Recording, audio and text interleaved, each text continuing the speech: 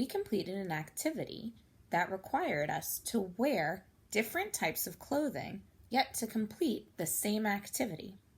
What we're going to do right now is we're going to read a story together.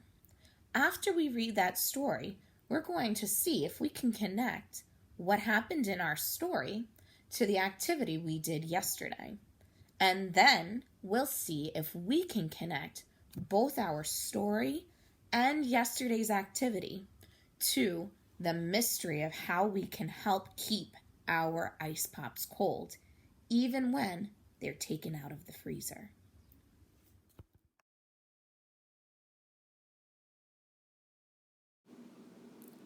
The Mitten, a Ukrainian folktale adapted and illustrated by Jan Brett. Once there was a boy named Nicky who wanted his new mittens made from wool as white as snow. At first, his grandmother Baba did not want to knit snow-white mittens. If you drop one in the snow, Baba warned, you'll never find it. But Nicky wanted snow-white mittens, so finally Baba made them. After she finished, she said, when you come home, first I will look to see if you are safe and sound, but then I will look to see if you still have your snow-white mittens. So off Nicky went, and it wasn't long until one of his mittens dropped in the snow and was left behind. A mole, tired from tunneling along, discovered the mitten and burrowed inside. It was cozy and warm and just the right size, so he decided to stay. A snowshoe rabbit came hopping by. He stopped for a moment to admire his winter coat. It was then that he saw the mitten and he wiggled in, feet first. The mole didn't think there was room for both of them, but when he saw the rabbit's big kickers, he moved over. Next, a hedgehog came snuffling along.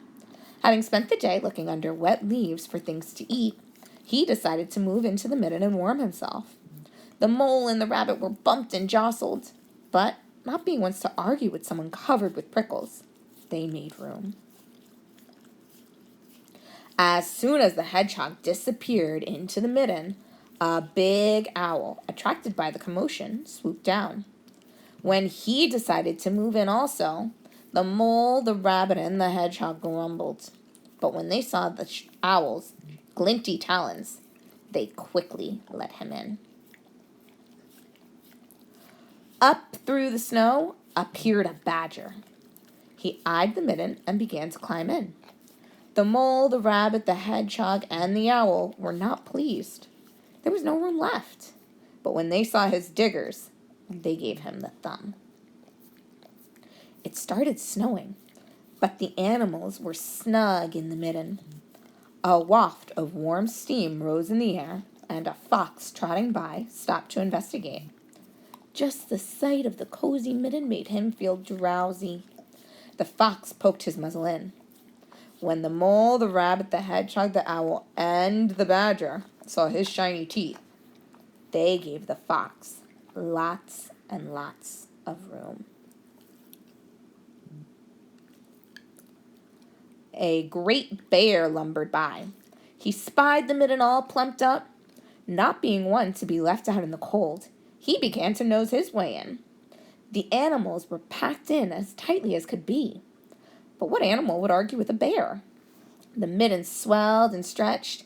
It was pulled and bulged to many times its size, but Baba's good knitting held fast.